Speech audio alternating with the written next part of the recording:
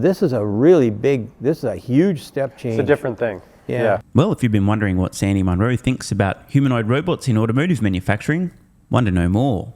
For sure. In a similar light, but away from the product and looking at manufacturing. AI is coming about. A lot of robotic technologies are maturing quicker than ever. Things like these humanoid bots, right, that look like people but are certainly robots are entering the manufacturing line. What do you anticipate for this year and beyond for robots being implemented on the line? What types of savings, not in a quantity amount, but do you think the savings could be drastic for the OEMs as it relates to manufacturing costs by deploying these robots on the line? Well, it depends. The original idea behind the robots that Tesla cranked out was to attack the 3Ds, dirty, drudgery, and dangerous. And that's good. And I've never really seen one of these things live and in person working, but I did see a video on a guy's phone when I was in Texas, in Austin. Now, the video was probably 3 to 5 minutes long, and it showed me a vastly different robot than what I saw from Tesla. And that robot was phenomenal. If that robot is put into the marketplace with, silicon fingers and stuff like that, that will make a huge difference. And I can hear the union screaming right now saying, we don't want those robots. And you can certainly count on automotive unions, UAW in particular, pushing back hard against any companies that dare to even consider utilising humanoid robots on their automotive manufacturing lines. This clip's maybe a month old, before Tesla's most recent update with the laundry folding. But here's a quick lesson in fuck around, find out. If you happen to be the UAW and you hold hostage the automotive companies whose employees are your members, demanding unreasonable pay increases, which is exactly what's happened, Ford and GM both having agreed to absolutely ridiculous total compensation increases for UAW members that are financially catastrophic, not just painful, catastrophic.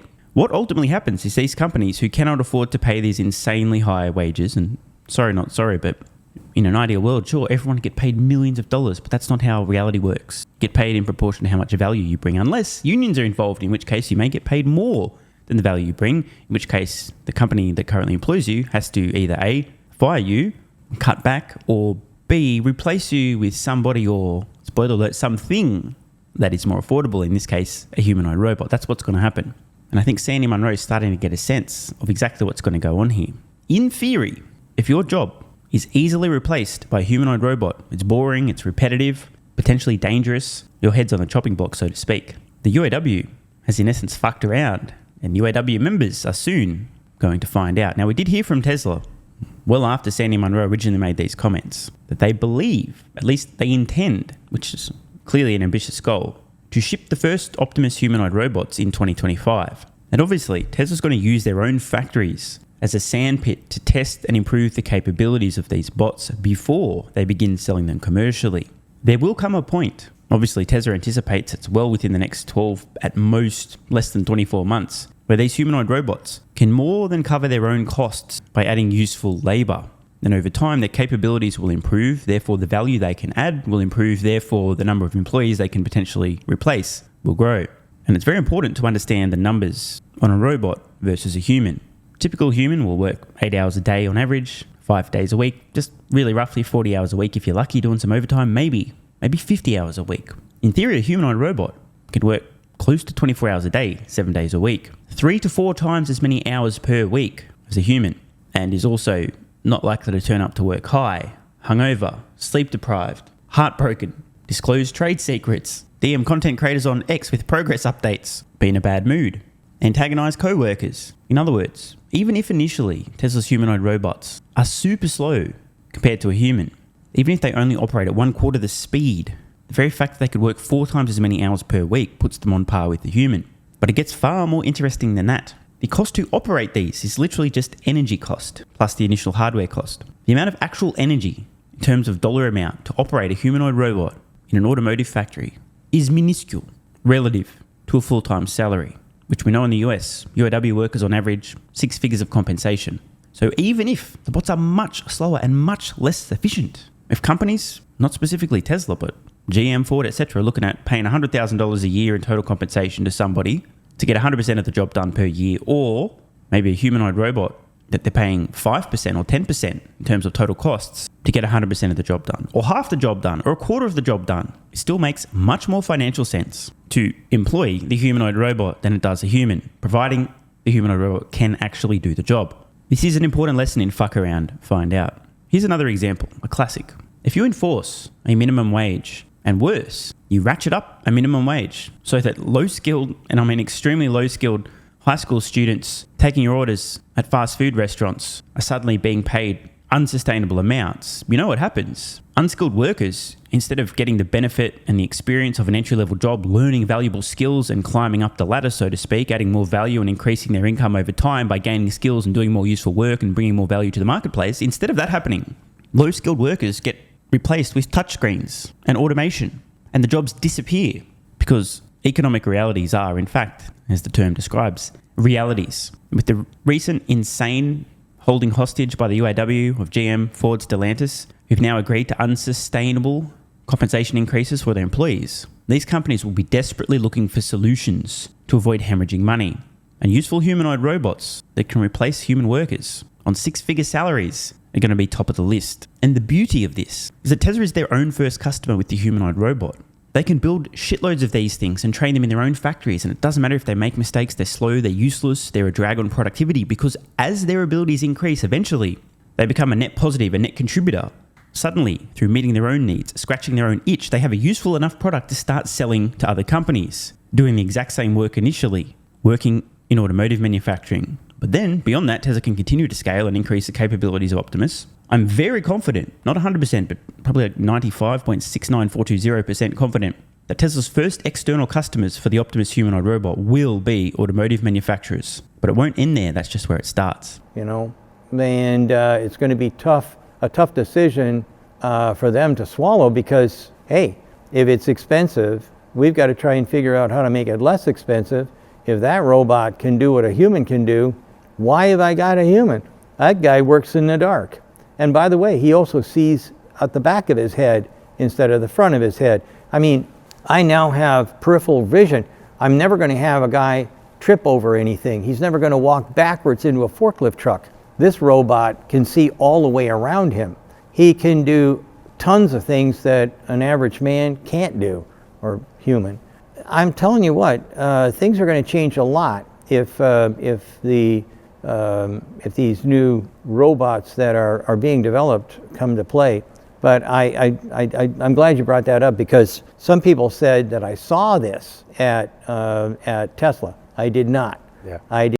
We have confirmation. He's referring to a bot not developed by Tesla. I figured this by the time he was talking about seeing from all directions at once. But regardless of this, the general principle applies. I'm not sure what Sandy did see. Let me know in the comments below if anyone has any clues. And a few additional thoughts, as I've predicted. Legacy automotive companies are all headed for bankruptcy. Their ICE vehicle sales and profits are about to collapse and then go super negative super fast. At that point, they're hemorrhaging money on their deathbed, and they will be desperate to slow, not possible to stop, but at least to slow the bleeding. Approximately the exact same time that Tesla now has extremely functional humanoid robots that can work well in automotive manufacturing. How convenient. I did not see anything. I only saw one guy, or I don't even know if it was a man or a woman. I was so shocked at what I saw that I can only remember what I saw. That was it. It was really, really fascinating. From somebody like myself, I worked on the very first robots, the Unimate robots, when I was 16. I'm telling you what, this is a huge step change. It's a different thing. Yeah, it's a different totally thing. different, yeah. Yeah. Personally, I think useful humanoid robots produced by Tesla and deployed in automotive factories will be here a lot sooner than most people think, and the implications will be profound. On screen now, the recent demo, a Tesla humanoid robot folding laundry via remote control. Teleoperation. Now, some people might think, hey, why would you do that? That's fake. Let me explain. One, this is how you train the bot. The bot is making the movements mimicking a human operator. However, it's being controlled remotely. that may not sound practical, but just imagine this. Imagine there were 1 or 2 or 3 or dozens of countries globally in which a 6-figure salary for a factory worker was just unheard of. In fact, a 6-figure salary for anyone, unheard of. Imagine hypothetically if, bear with me here folks, at some point as an interim step, even before Tesla's humanoid robots can do everything autonomously, people in parts of the world who would love to be teleoperating a Tesla humanoid robot in a factory were able to do so, just like the person currently helping Optimus remotely fold laundry. Imagine the possibilities and the implications. Speaking of the possibilities and the implications, just a quick little bit of a teaser before we wrap up. Just a quick snippet from the ARC Big Ideas 2024 report on robotics. I'll cover this in greater detail in a future video. A key highlight. As hardware and software costs decline, according to Wright's Law, AI should continue to improve productivity and create new market opportunities for generalizable robotics that, at scale, could exceed 24 trillion, with a T, trillion dollars in revenue annually. And if ARC are right, I tell you what, I'd sure love to know of a company who are already working on a generalized humanoid robot, because $24 trillion in annual revenue is a pretty damn big opportunity, and such a company might carve out a reasonable sized slice of that $24 trillion in annual revenue. One final slide, just to drive this point home, the possibility and potential. Robots are already outperforming humans in many tasks in many warehouse type situations. And check this out. Amazon robots and employees. Robots in the lighter purple versus employees. You might notice over time, 2013, Amazon has 1,000 robots versus 88,000 humans. Basically, let's just round, 1 robot for almost every 100 humans. 2023, Amazon has approximately 1 robot for every 1.5 humans. And notice the trend. It's not going to be long, within the next couple of years at most, based on this trend, where Amazon has more robot employees than it does humans. And Amazon's primary business involves the completion of tedious physical tasks, picking up packages, moving them. You know what else is tedious and a physical task? Automotive manufacturing, vehicle assembly, placing parts, components, something to consider. Or completely ignore. It's not like $24 trillion in annual revenue is a big opportunity anyway. Want more content? Early access? A bunch of perks? Click the links in the pinned comment. AG1 has given me a massive, meaningful boost in energy, allowing me to do a lot more every day, including using my brain more and using my body more. I highly recommend you guys and girls check it out. It's an excellent way to fill in nutritional gaps. It's got 75 high-quality vitamins, minerals, and whole food source nutrients, plus prebiotics and probiotics and digestive enzymes and adaptogens to help you deal with stress. Plus, if you click the link in the pinned comment or head to drinkag1.com/SMR, you can get yourself a 1-year free supply of vitamin D3 and K2. But don't take my word for it. Here's what some of you guys and girls have to say. AG1 has changed my life.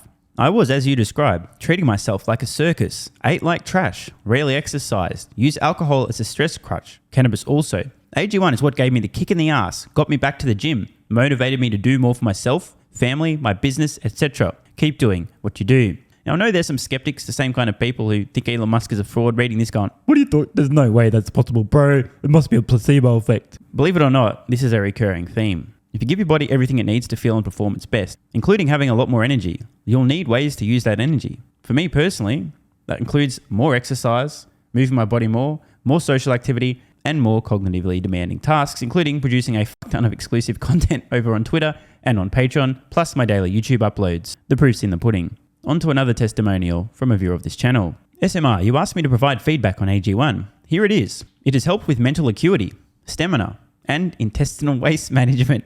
Can't read between the lines. It certainly helps with regularity and digestion. That's what the digestive enzymes are for. It has also dramatically reduced my cravings for sugar. You guys need to stop eating sugar. It's fucking poison. I'm 50, 5'9", and overweight, aka a fat motherfucker. I think that's a technical term for overweight, isn't it? Is it fat motherfucker or obese? I can't remember. I average 100 hours a week in the West Texas oil fields as a safety supervisor. Jesus Christ, dude. No wonder you're struggling to keep your weight under control. 100 hours a week. Brutal. It has helped me lose weight. It is not an appetite suppressant. It can help fat people suppress cravings, and motivation to be healthier is critical for changing your diet. Love you, brother. Again, this is a great point. It's something people really don't seem to grasp. If you have more energy, everything becomes easier. It's like turning on easy mode for life. A few years ago, before I was taking AG1, my health was trash. I was struggling to get through the day, had afternoon fatigue. The last thing I wanted to do was either use my brain or move my body. Didn't have the energy. Now, my biggest struggle every day is figuring out ways to use that energy. I'm exercising way more, doing a lot more with my friends and family, and of course, my work output has increased substantially. And you can fact check me. Check out the average length of my videos I was posting to YouTube 3 years ago. Need I say more? And one final testimonial. Love this one. Okay, here's the deal for me with this AG1 shit. I'm 41 years old and not the type to eat, drink, smoke, or sleep healthy, so I was skeptical. That being said, here's what I experienced. Day 1, meh. Day 2, afternoon fatigue was about 45 minutes late. Day 3, 0 afternoon fatigue. Day 4, 0 afternoon fatigue plus extra energy. Day 5, again, 0 afternoon fatigue plus energy. Wondering, what the fuck, really? See, this is the thing, right? The results for many people are just almost too good to be true. This is the same experience I had. My afternoon fatigue just vanished out of nowhere. I'm like, wait, what the fuck? Why am I not tired in the afternoons anymore? Surely it's not that AG1, is it? Turns out it was. Day 6 and 7, same thing. Day 8, same thing. Plus, I had the want to get things done around the house that I normally would slack off and not get done. Again, the point, extra energy, you'll need to use it. You'll find ways to use it. Day 9, 10, and 11, and today is day 12. I fucking love it. So however you managed to get me to buy it, I'm so glad you did. Thank you so much, SMR. It really changed me so far. Guys, this shit really works. Just try it. By the way, this is the reason I continue to relentlessly promote AG1. A lot of people get real fucking mad in the comments. Oh my God, Snake Oil Salmon's sold out. Oh my God, he's a scammer. This is fraud. But constantly, I'm pretty sure everyone making these comments is also currently short Tesla stock. I'm not particularly concerned about people having a negative perception, those folks suffering from small brain syndrome, still living in my bum's basement syndrome, etc., writing mean comments, claiming AG1's a scam or it doesn't work. I mean, bro, when I get feedback like this is what keeps me going. Just try this stuff for a month, and if you don't get these results, get your money back. See, it's a literal no-brainer. It's an IQ test at this point in time. Testimonial after testimonial after testimonial like this. Get your money back if it doesn't work. Just try it for a month, and if it doesn't work, get your money back. Today's the day. It's finally time. Be like this guy who was a massive skeptic, but finally, after 1,000 promotions in a row, caved in, tried AG1, and has results like this. Head to drinkag1.com/SMR or click the link at the pinned comment, and please, let me know how you're feeling in a few weeks' time. Now, if you'll excuse me, time to put my extra energy to good use. I'll be recording some more exclusive content for Patreon and my Twitter subscribers. So click the links at the pinned comment. See you over on Twitter and or Patreon, and don't forget to grab your AG1. Love ya.